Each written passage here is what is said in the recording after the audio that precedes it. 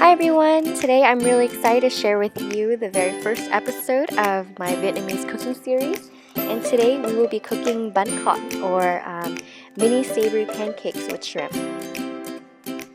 Now for the ingredients, you're going to need 2 teaspoons of turmeric powder, 1 shallot that has been chopped up finely, and 2 stalks of green onions also chopped up finely and made into scallion oil. And how I did that was I just put in 1 tablespoon of olive oil with the green onions and heated that up in the microwave for about 10 seconds, no more than that. And I also have a pound of shrimp that I've peeled and deveined and that I've cut in half because the shrimp were larger. And if you're using the smaller shrimp, then you can leave them whole.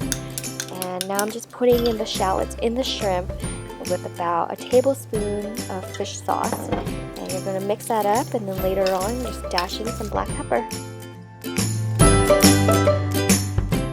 Now to prepare the powdered shrimp topping that normally goes on top of Bánh Khọt, you're going to soak a packet of dried shrimp in water for 10 minutes, drain that, and then pat them dry on a paper towel.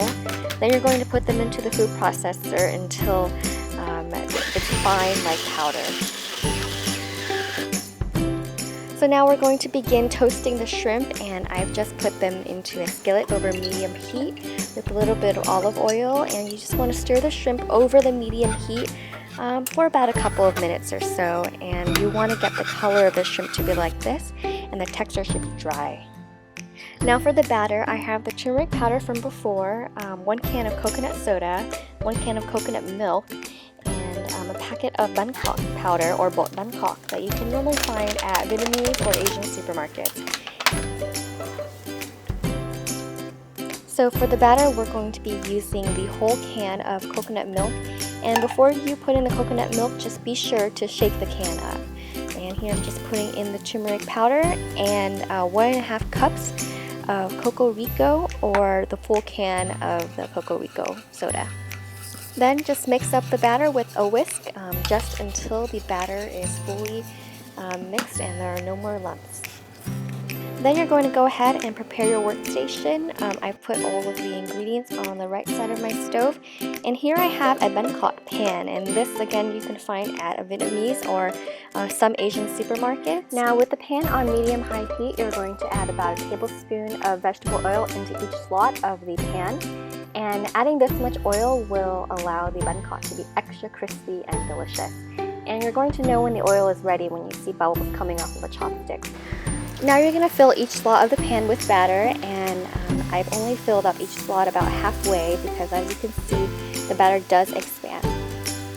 Then you're going to place a piece of shrimp in each Bánh Khọt, and then it's important to do this fast because you want to place the shrimp in while the batter is still wet for the shrimp to stick to the batter well. Then for the shrimp to cook evenly, you're going to place on the lid, and after about a minute or so, you can begin twisting the Bánh Khọt, so that makes sure that the Bánh Khọt doesn't burn in the oil. Then after you finish twisting each Bánh Khọt, you're going to place back on the lid to allow the shrimp to continue cooking.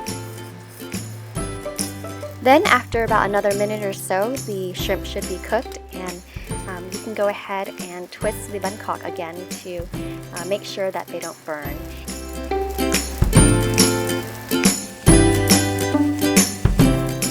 Then after you notice that all the batter has been cooked fully and the edges are nice and crispy, you can go ahead and take out the Bánh Khọt. And I like to use a butter knife to help me raise the Bánh Khọt for me to grab with a chopstick. Now after you've taken out all of the Bánh Khọt from the Bánh Khọt pan, you can go ahead and arrange them on a plate with some fresh lettuce and some fresh herbs. Then after everything has been arranged, go ahead and top them with the scallion oil and the powdered shrimp topping. Oh, and Vietnamese food would not be complete without Nước mắm, or the traditional Vietnamese dipping sauce, and I'll have that recipe down below, so enjoy!